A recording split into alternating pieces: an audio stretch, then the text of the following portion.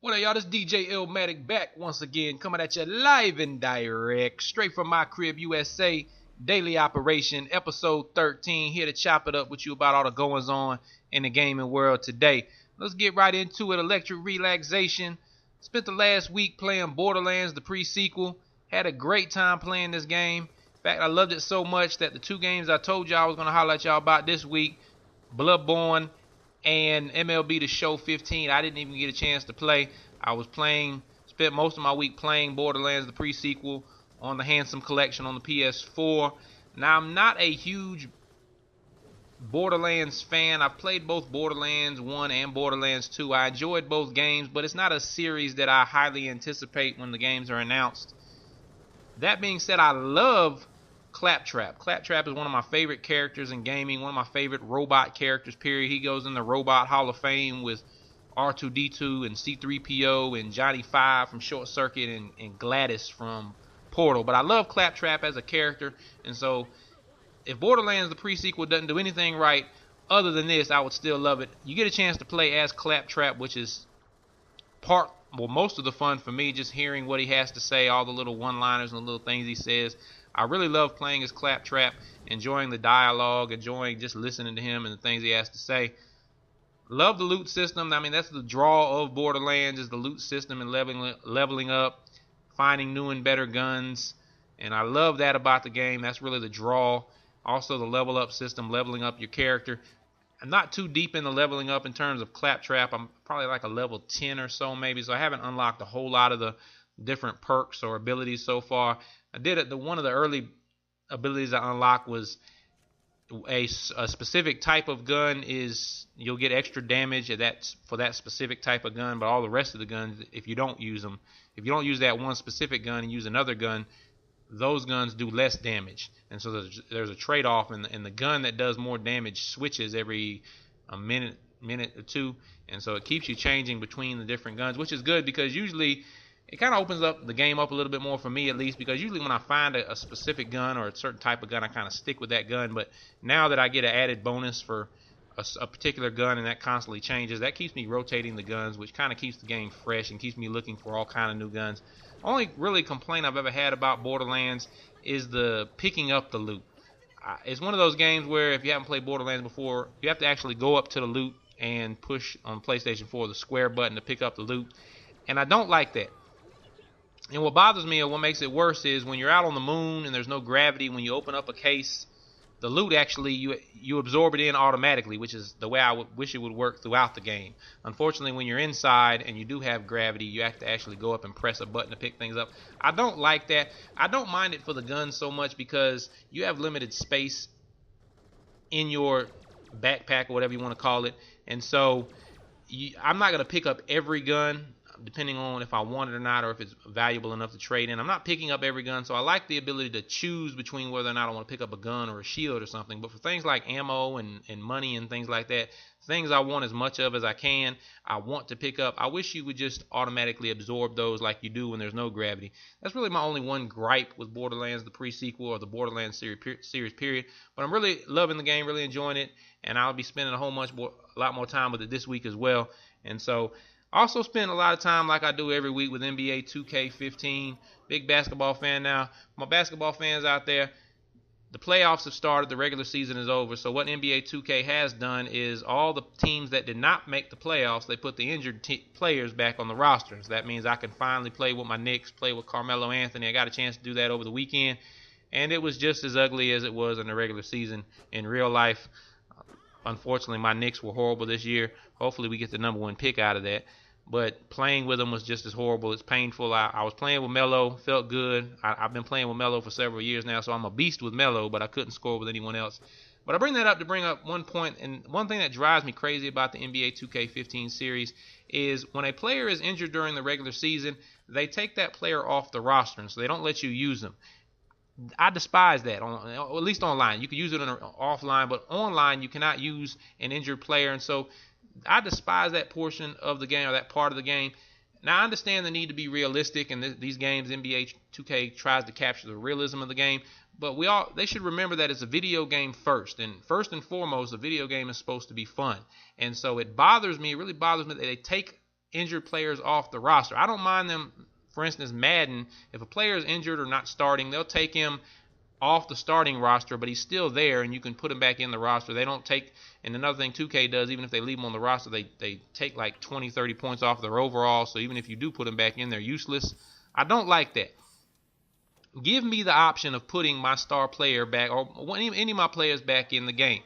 I understand that they're injured, they're not playing in real life, but I didn't buy this game because it's real life. I bought it because it's a video game and I want to enjoy playing with my favorite team. And so I haven't been able to play with my favorite team all year because the best player wasn't there, and so they were terrible. Now, come to find out, they're terrible even with them. But the point is, I should be able to play with my favorite players. I spent my good hard-earned money on this game. I spent the money to play with the players I want to play with, and so leave them on the roster and don't take points away from them because they're injured. Give me that option. If you want to leave it on ranked games where you can't use injured players, that's fine, but when I'm just playing with my friends, give me the option. If we decide we're only going to use players who are not injured, that's our decision. If we want to use players that are injured, that's our decision too, but give us that option. Don't take that option away from us, 2K. Get that right. Alright, we're going to get into Buck 'em Down, the segment of the show. We buck down the foolishness and the ignorance in the gaming world today. And the big news last week was the debut of the Star Wars Battlefront trailer. Now, it wasn't a gameplay trailer like pretty much everyone wanted. It was a cinematic trailer. I don't really get too caught up in cinematic trailers because it doesn't really show you what you're going to be doing. However, I have to admit, I am a huge Star Wars fan. Now, I'm an old school head. I grew up on the original trilogy, and I'm such a huge Star Wars fan that I actually love the prequels as well. I don't have any problems with the prequels. I love them just as much as I love the original trilogy, which is not something you hear usually from the old school Star Wars fans. But I'm a huge Star Wars fan. I love everything about the series, and so I'm really hyped about this trailer, about this game, even though I still haven't seen any gameplay. Unfortunately, not everyone feels the same way. There was a lot of complaining coming out of the trailer. Of course, people are complaining about not seeing gameplay, but that was kind of expected, especially for a first trailer. Another big complaint was they announced there would not be a single-player campaign. Now, I can see both sides of this. From the developer side, if you want to focus on your multiplayer aspect of the game, understand that single-player campaign, if you have a single-player campaign, it's going to take away time and resources from other parts of the game. And so I can understand not wanting to invest those time and resources into something and just focus on one aspect of the game. And so I understand it from a developer's perspective. I also understand it from a fan or a gamer's perspective that not everyone likes to play online games. Some people like single player story only content, and so this kind of removes them. And that's why if I was a developer, I would always have a single player part to the story or a single player campaign, just because not everyone has internet access and some people just want to play single player stories, and so you're kind of losing that segment of the population. That's a segment of the population that's not going to buy your game if it's not there. But like I said, I understand they want to focus on the important things. Now, to me, it's not that big a deal because they do have some single player aspects to the game. They said they'll have missions, and they didn't really describe what these missions would be, whether you're recreating the movies or what, but there will be missions that can be done single player, or you can do it with a friend, either local co-op or online. And so there is something there for those of us that don't like to play online. I'm not one of those people. I love online games, and so I'm really looking forward to Battlefront. I'm going to keep making that mistake because of who's making it, but I'm looking forward to Star Wars Battlefront. Now, some people said, well, just give us, and I heard gamers say this, and this is the biggest line of garbage I ever heard. I heard a lot of gamers say, I don't even care. I don't care if it's just a 5-hour thrown together campaign. Just give me some sort of campaign. That's garbage, because I know, you know, and I'm sure DICE knew, which is why they didn't do it, that if they were to put out some little thrown together 5-hour campaign, that there would be a gamer that does a speed run and beats it in 2 hours, and so the big news is going to be this isn't worth $60. This campaign is garbage. It's only 2 hours. And so I understand their need or their want to focus on the multiplayer aspect, and so I really have no problem with them not having a single player. Another big complaint people had is there's not going to be any space combat. You'll be able to fly vehicles and fight in the air, but it'll be in the planet and not in space. I understand this as well. This really doesn't bother me either, because if you allow players to get into a vehicle, a flying vehicle, and then fly off into the space and fight it out, you basically remove them from the battle that's going on the planet. And so that if you got, and I think they said the max level is 40 players, so you have 20 on 20, but 3 or 4 people on each side get in planes and go off in the atmosphere to fight. And so now instead of having 40 people on this large map, you're down to 14 people on each side on this large map. And so that kind of diminishes what's going on. So I can understand the need to keep everybody in that particular planet when they're doing all the fighting. I mean, it's still there. It's just you can't go off into space with it. So I really didn't have a problem with that either. A question I do have, well, the biggest question I do have is, of course, the elephant in the room is DICE is developing this game. And the last multiplayer shooter DICE developed was Battlefield 4. And that was a train wreck. Now, don't get me wrong. I love Battlefield 4. I spent probably more time than, other than NBA 2K14, I spent more time with Battlefield 4 than I did any other game that year it came out. Really had a good time with it, but there were issues with the online multiplayer throughout that year plus that I played it. It's been a couple months since I played, but even a few months ago, the last time I played it, there was still rubber banding, there were still issues, and so that's the big elephant in the room. Can DICE get past that? Will they make the same mistakes? I've heard some people say they're not going to pre-order, they're not going to buy it until they've seen the finished product and they see that DICE can deliver a stable online multiplayer environment. And so that's the big elephant in the room. That's the big question I have, really everyone has. Hopefully DICE learned from their mistakes.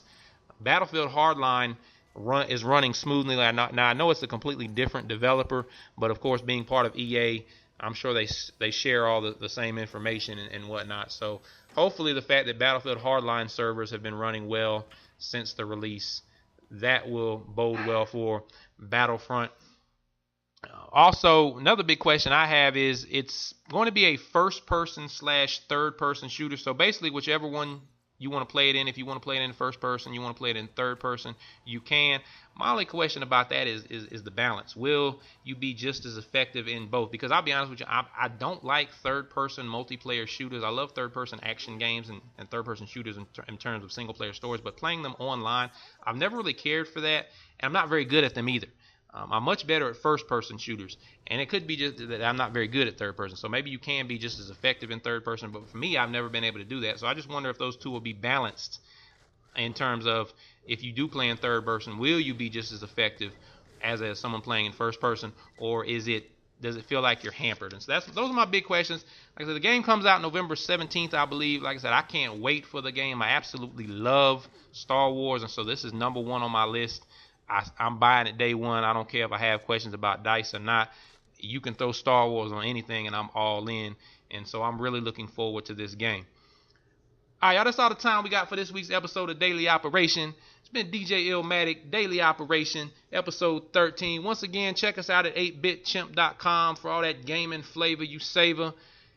Get at me on YouTube. Subscribe to my YouTube channel. Like the videos. DJ_Illmatic. Also check me out on Twitch at the same thing, DJ_Illmatic. I'm live streaming throughout the week. Also hit me up on Twitter, DJ Illmatic23. No underscores, no spaces. That's all together, DJ Illmatic23. Also check me out. Daily Operation is now live and in effect on iTunes. So search 8-Bit Chimp, and under 8-Bit Chimp you'll find Daily Operation. So if you like your podcast just in audio form, holla at me on iTunes. 8-Bit Chimp, Daily Operation. Once again, this has been DJ Illmatic, Daily Operation, episode 13. Fat shout to my Organized Gamers family, and also on 8-Bit Chimp, check me out. Coming up this weekend, it'll probably come out next week, we're going to release another episode of the Versus podcast. We're talking about achievements and trophies. I love both of those things, so I'm going to be holding it down for the achievement and trophy hunters and telling you why it's the best thing in gaming since I don't know, sliced bread. Anyway, this is DJ Illmatic. Once again, fat shout to my Organized Gamers family. Fat shout to my man Bam. Big shout to Show, Tab, the whole crew, Zig. I see you. We out of here, y'all. DJ Illmatic, Daily Operation 1.